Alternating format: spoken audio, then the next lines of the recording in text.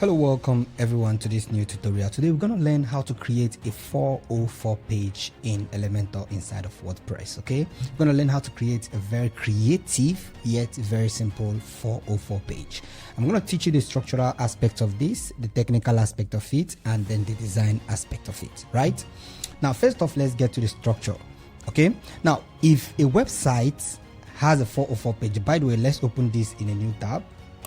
Now let's open non-awareness in a new tab. This actually what the website looks like. Right now, if someone tries to access this website with an extension name that doesn't apply to any page, for instance, if we go to about us, about then slash us, and we hit on enter without clicking any link in the website, this takes us directly to the about us page. Now what if we make a mistake and type about then you without s? We hit on enter. It takes us to the about us page. Why? Because it recognizes that with the about information.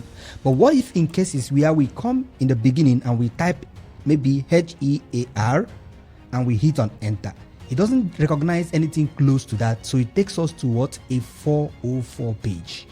I hope you get the point. So the 404 page instance makes it easier for users to understand where they are, what mistake they make, and then to get back, a button to get back to the home page. Now another part of the structural aspect of the 404 page is it shouldn't have a header, it shouldn't have a footer. Now why? Now you see, many bots are trying to get into clients' websites, and these bots actually uses every ounce of access to actually get into this platform. So when they are moved into a platform that is blank without information and only option to move back home, when there's multiple more clicks in the website or multiple more instances, they get tired. Even if it's a human, they get tired. That's number one. Number two, 404 page needs to look clean so people can see a very simple and streamlined call to action to get back to. You get the point? But what makes this 404 page not looking very interesting to me is the creativity. I built it, but it was very in a quick instance that we made this. Right now we are going to rebuild this thing from scratch, and I'm going to show you what to do better than what we already did. By the way, we might even use this existing page, but I want to show you how the 404 page is built from scratch. I'm going to do that very quickly with very fun full section. Now the design aspect of this, we are going to make it feel fun. We are coming to the technical aspect of it. Right, we have done the structure. I've explained everything you need to understand about this and why this actually is important. In case people type a domain name or try to log into your website without the correct domain name, it will lead them to 404 page, especially if they have added your website name and then they added an extension page. Bear in mind that all of these things that you see here, any of this line you see from here, is actually should be a page. So if there is no page detected to be like this, you are not going to see anything. Now if you type HOM, which is for home, but you didn't add E, which is the correct domain name for that home, it will also take us to home. Like I said earlier, if the name is closer to the main any of the page, it have a kind of trace to any of the name in spelling or whatsoever, it can actually get you to that very page. So right now let's create the 404 page. Now to create the 404 page, all you need to do is to get into your WordPress dashboard, scroll down till you get the template area, click on theme builder.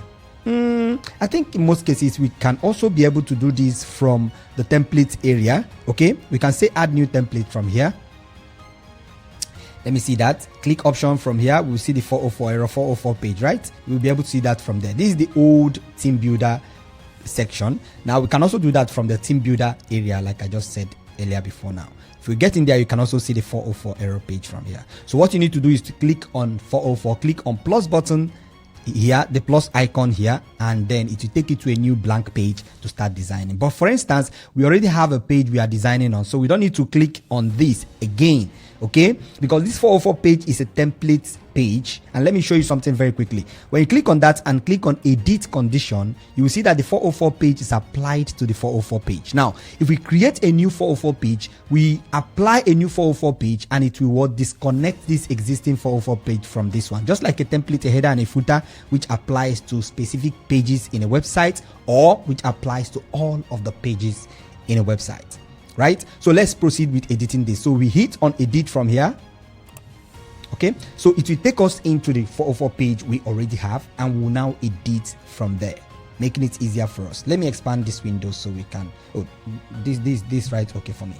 So now let's do this. Now the essence of this design is not just to show you how to design. I've already shown you how to design a 404 page. I've shown you what the 404 page is. Now this aspect of the 404 page you're about to do is just to show you the creative aspect of it, how you can make a 404 page look more fun and not looking like the generic usual 404 page, saying 404 page without saying 404 page. Now we're going to toss in an image here right away. Let's find an image element, put it at the top. Right, that's too large. Now the best option I used to teach is first of all dragging a container in, and then you do the rest of the things from inside of this container. Right, now select on this particular section. It's using a height VH of 100, which is right. Okay, now we drag in an image in here inside of that container we just created.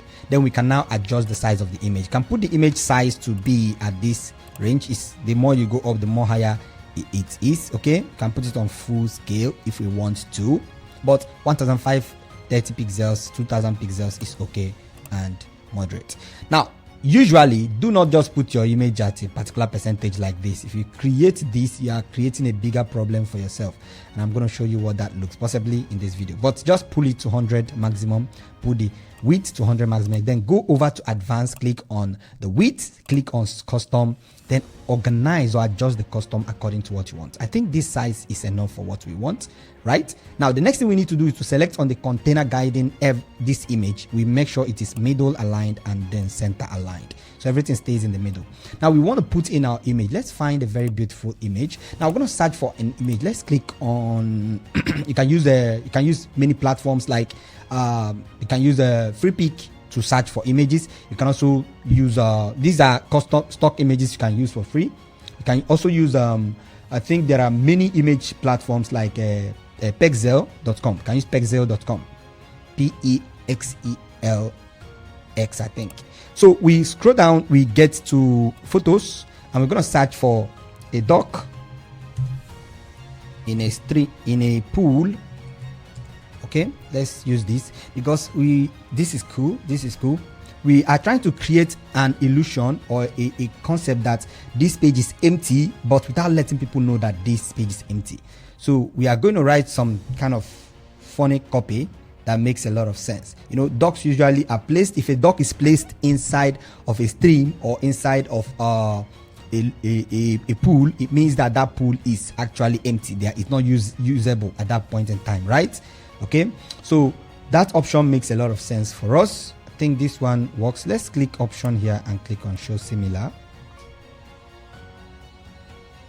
Or we can also search for duck in a spa pool. Okay, we have this.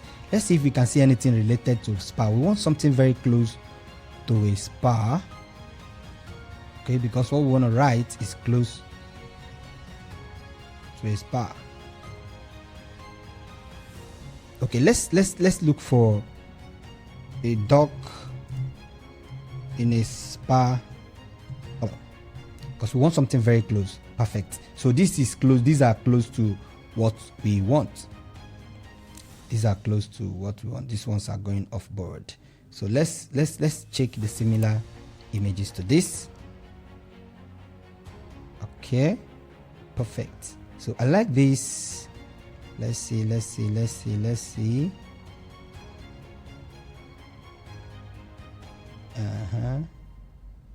I want something very close to a stream, but since we can't find, let's use this particular one, right? So we download this image. Let's download this one. This one is more visible. So we download our license, and that is on. So next thing we need to do now is to import the image over here. Okay, select on it, go to container, click on this, and then we drag in the image. Though it's very high in memory, we can optimize it. You know how to do that, but I've teach you guys how to optimize images in the last tutorial we had. Okay, now let the image keep loading. While the image keep loading, let's now do the rest of the things from in there. So the next thing we need to do is to select on the image and make sure the edges are curved a little. Okay, go to box shadow from over here. The box shadow, we don't want it to have a spread, make it 0, and customize it again. The color, we want it to be brown. We can't even see the color right now, so we have to make the vertical in a way that we can be able to see the color. Horizontal, why are we not seeing anything? Okay, this should be 0. The spread should be 0. Okay. Blur should be 0. Fine. Spread 0, blur 0. Then we can now play around with our vertical and horizontal. Let's put that in a little. Then horizontal, we pull it in a little also. So the color, we have to reduce the opacity like so, and we are good to go. So let's see if the image is done optimizing, because the image is optimizing right now. Go over there. It's still loading, so let's give it a couple of moments. Still loading. Okay, so the next thing, we have to put a text beneath here. We already have a text here, so we have a button here. Now this button, let's first of all play around with this button. Let's tell this button what we want it to be. So instead of saying go back home, let's say back to Serenity. Say back. Okay.